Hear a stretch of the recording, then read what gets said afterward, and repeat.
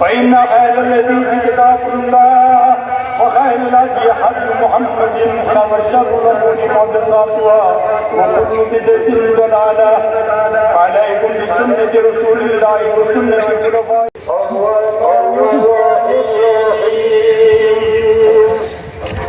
مالك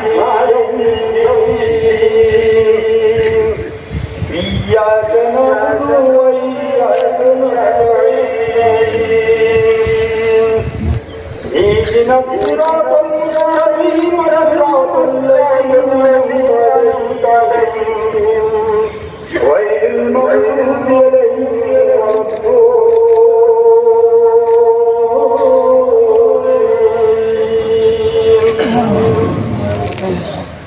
عليهم ولا من الأنصار والمهاجرين التابعين وتبع التابعين لهم بإحسان إلى يوم الدين وآخر دعوانا أن الحمد لله رب العالمين